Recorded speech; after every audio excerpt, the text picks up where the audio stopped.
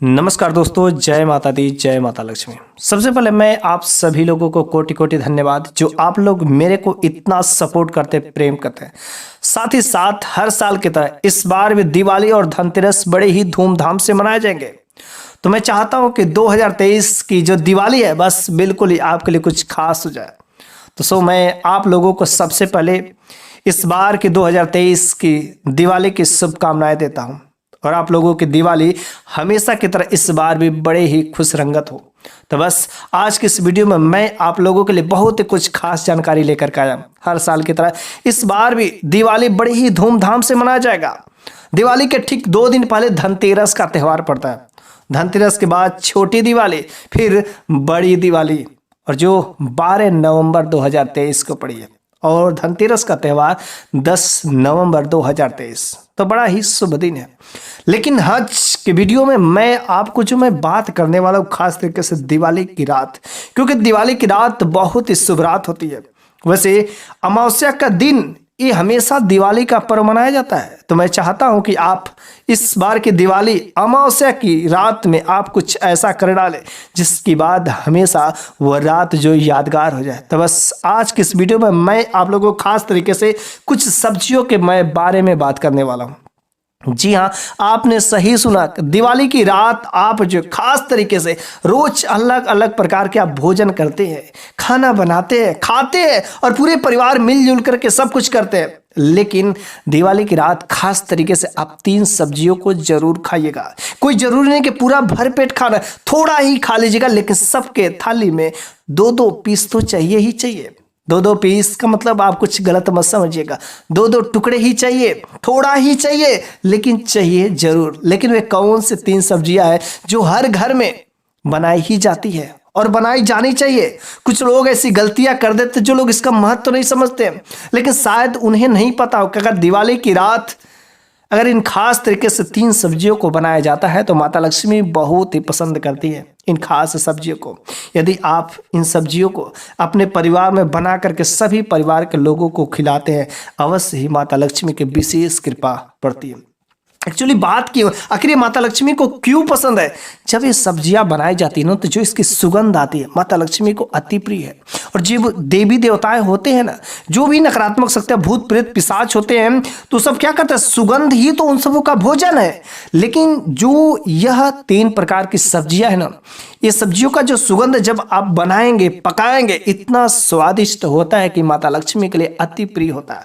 और बस इन सब्जियों का स्वाद से, इन सब्जियों की महक से आपके घर में सकारात्मक ऊर्जाओं का संचार होता है। और ये महक जो होता है ना, ये महक जो है नकारात्मक शक्तियां आपके घर में बर्दाश्त नहीं कर पाती, जिसकी वजह से उनको छोड़कर जाना ही पड़ता है। और आज कल की जो दिवाली पड़ रही ना, बस बहुत ही खास। और आदि आप जो है इन सब्जियों को यदि आप अपने भोजन में, शाम के समय में, डिनर में यदि आप प्रयोग करेंगे तो अवश्य माता लक्ष्मी की विशेष कृपा पड़ेगी। साथ ही साथ आपके घर में से जो नकारात्मक शक्तियाँ रहे उनका जो छुटकारा हो जाएगा। और बस आपके घर में से यदि नकारात्मक शक्तियाँ चले गए तो दिन दूना रात चौगुना वृद्धि होने से कौन रोक सकता है? तो हम चाहते हैं कि इस बार की जो दिवाली 2023 में है, हर साल तो आप दिवाली मनाते ही मनाते हैं, और इस बारी भी आप दिवाली बड़े ही धूमधाम से मनाइएगा। बच्चे पटाखा फोड़ेंगे, लेकिन बड़े ही सावधानी से। आप जो है करेले का सब्जी, आलू की सब्जी, अनेक प्रकार की सब्जी हमेशा खाते हैं, लेकिन इस बार की दिवाली में कुछ खास सब्जियां जरूर ही खा लीजिएगा। हमेशा तो आप बनाते हैं, लेकिन इस बार भी दिवाली में आप इन सब्जियों को जरूर ही लाइएगा। तो चलिए हम लोग उस सब्जियों के बारे में खास तरीके से जान लेते हैं। आखिर वे कौन सी सब्जियां हैं जो माता लक्ष्मी को अति प्रिय है, जो हमें भूल करके भी इसके सिवा कोई दूसरी सब्जी नहीं बनाना चाहिए। यदि आप भी चाहते हैं तो माता लक्ष्मी की कृपा हमेशा आपके घर में बनी रहे। आप इतने दिनों से दुख दरिद्रता थे, आप अपने घर के नकारात्मक शक्तियों से मुक्ति नहीं पा रहे थे, तो अगर आप इन सब्जियों को खाते हैं तो अवश्य जो नकारात्मक शक्तियाँ रहती है उससे छुटकारा मिलने में आपको मददगार साबित होगा और माता लक्ष्मी की अवश्य ही कृपा बरसेगी। और जब माता लक्ष्मी की कृपा बरसती है तो होता क्या है? आपके जीवन के सारे दुख खत्म हो जाते हैं। एक और मैं बात आपको बताना चाहता हूँ कि ये जो सब्जियां हैं सभी प्रकार के लोग खा सकते हैं। किसी भी कोई प्रकार की बीमारी हो तो भी ये सब्जियां खा सकते हैं। ये ऐसा नहीं कि कोई इस प्रकार की बीमारी से तो वो नहीं खा सकता, सभी प्रकार के लोग जो इस सब्जियों को खा सकते, किसी प्रकार का कोई जो रोक टोक नहीं होता है।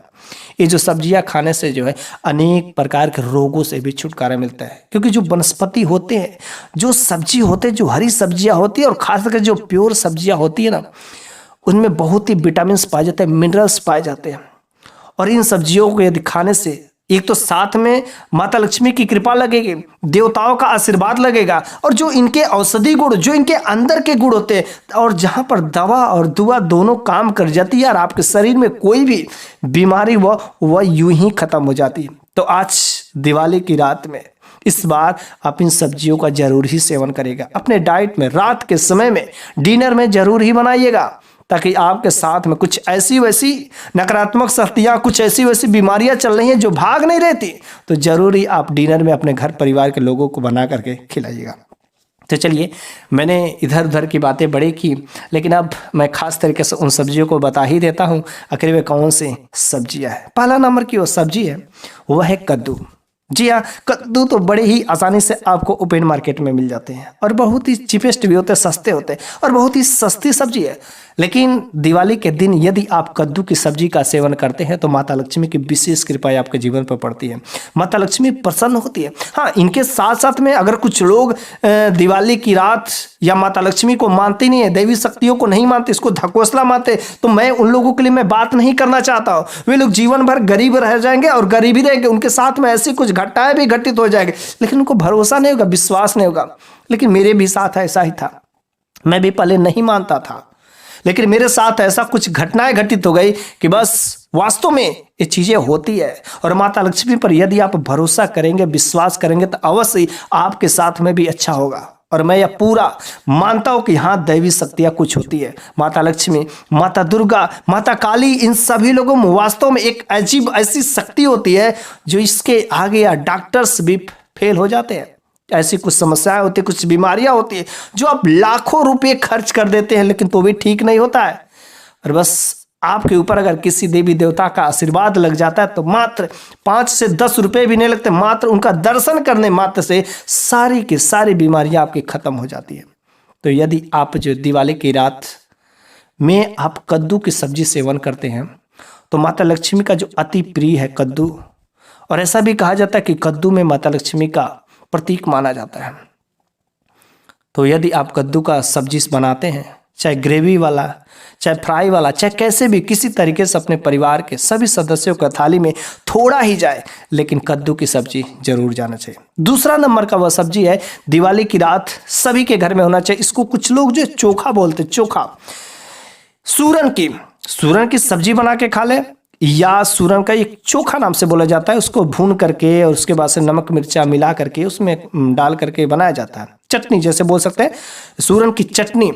ठीक है, यदि आप दूसरा नंबर की जो सब्जी सूरन की सब्जी खा लें या सूरन की चटनी यदि आप खा लेते हैं, तो वैसे सूरन को अलग अलग जगह पर अलग अलग नाम से जाना जाता है।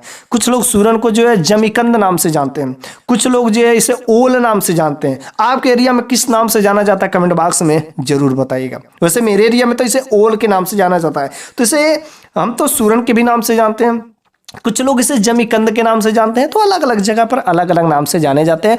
और ये दिवाली की रात इसका सूरन का बहुत ही ज़्यादा महत्व होता है। थोड़ा ही बनाइए, कुछ लोग इसे पसंद ही नहीं करते हैं, बहुत सारे लोग इसको खाना पसंद नहीं करते, लेकिन बिल्कुल इसका स्वाद जो आलू के जैसा होता है। यदि आप जो दिवाली की रात में इस सूरन का सब्जी या चटनी को थोड़ा सा भी अपनी थाली में लेकर के सेवन करते हैं, तो आपके शरीर से ऐसी कुछ जो है नकारात्मक शक्तियाँ हैं, कुछ ऐसी बीमारियां जो बस इसका मात्र सेवन करने से खत्म हो जाती है। तो आपको दिवाली की रात में इन प्रकार के सब्जियों का सेवन जरूर करना चाहिए। ठीक है, तीसरा नंबर का जो वह चीज है वह है सीताफल। जी हाँ, सीताफल में साक्षात माता सीता का आशीर्वाद है, माता लक्ष्मी अति प्रसन्न होती है। जो भी व्यक्ति सच्चे दिल से माता लक्ष्मी का याद करके अगर सीताफल का सेवन करता है, और सीताफल तो अवश्य ही बनाना चाहिए, तो दिवाली के दिन जो है इन 3 प्रकार के सब्जियों का, पहला कद्दू, दूसरा सूरन और तीसरा सीताफल, सीताफल दिवाली के समय में अच्छी से बहुत ही अच्छी मात्रा में ओपन मार्केट में मिल जाती है, लेकिन गांव देहात में हो तो शायद थोड़ी सी मुश्किल हो सकती है, लेकिन जो चीज़ यार मुश्किल होती है उसी को तो करने में मजा आता है, तभी तो उसकी सफलता का कुछ मजा आता है। यदि आप तीनों सब्जियों को, मैं एक दो सब्जी की मैं बात नहीं कर रहा हूं, अगर तीनों की तीनों सब्जियों को अगर जो आप घर पर ला करके थोड़ा ही थोड़ा, ज़्यादा आपको सीताफल नहीं मिलता, एक ही मिल जाए उसको बना करके थोड़ा सा सबको खिलाना चाहिए।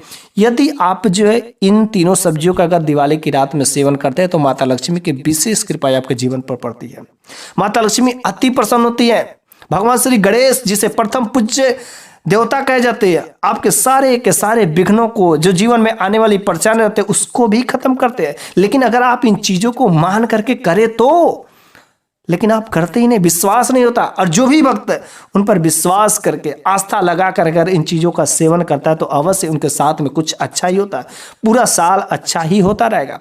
तो मैं उम्मीद करता हूं कि आज के इस वीडियो में मैंने जो भी चीजें बताया, इन 3 सब्जियों को खास तरीके से सेवन जरूर करना चाहिए। अगर आपको बाय चांस नहीं मिलता, आपने खोजा लेकिन नहीं मिला तो अलग बात है, कोई भी एक सब्जी तो खा सकते हैं। कद्दू अगर मिल जाते हैं तो कद्दू और जमीकंद बना सकते हैं। सीताफल नहीं मिलता कोई बात नहीं, अगर तीनों मिलता है तो बेहतर है, सोने में सुहागा है। लेकिन अगर कोई भी मिल जाता है तो आप तीनों में से कोई एक सब्जी जरूर इस दिन बना करके खाइएगा।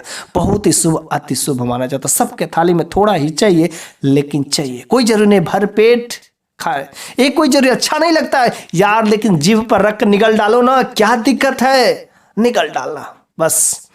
तो आज के इस वीडियो के माध्यम से मैंने जो कुछ भी बातें बताई है, मुझे पूरा उम्मीद है किस प्रकार के ज्ञान में आप रुचि रखते होंगे। यदि आप रुचि रखते हैं तो कमेंट बॉक्स में अपनी राय जरूर ही दीजिएगा। क्या आपको इसके बारे में पता थे या आपके एरिया में इसे किस नाम से जाना जाता है, आप अपनी राय जरूर दीजिएगा। और इस ज्ञान के को अपने ही तक सीमित नहीं रखिएगा। जो आज के इस वीडियो में मैंने जो कुछ भी बताया, इस वीडियो को अधिक से अधिक लोगों तक शेयर करिएगा ताकि वे भी लोग इसकी महत्ता को समझ सकें। क्योंकि बस कुछ लोग ऐसे ही होते हैं, नहीं मानते, लेकिन अगर एक ही बात को बार बार अगर सुना जाता है तो अवश्य उनको थोड़ा सा तो विश्वास होने ही लगता है। और जिस दिन से उनको विश्वास होने लगे तो आपका तो कल्याण हो रहा है, उनका भी कल्याण होना शुरू हो जाए। अगर आपके माध्यम से या मेरे वीडियो बनाने के माध्यम से अगर किसी एक व्यक्ति के भी जीवन में अच्छा होने लगता है तो समझ जाएंगे कि मेरा वीडियो बनाने का मकसद पूरा हो गया। तो बस आप लोगों का यदि आशीर्वाद रहा, आप लोगों का साथ रहा तो अवश्य ही किसी ना किसी व्यक्ति का, किसी ना किसी का भला अवश्य होगा। बस आप लोग अपना कृपा बनाए रखिए। मैं हमेशा आपके लिए इसी प्रकार के अच्छे से अच्छे ज्ञान के वीडियो मैं लाता ही रहूँगा। धन्यवाद।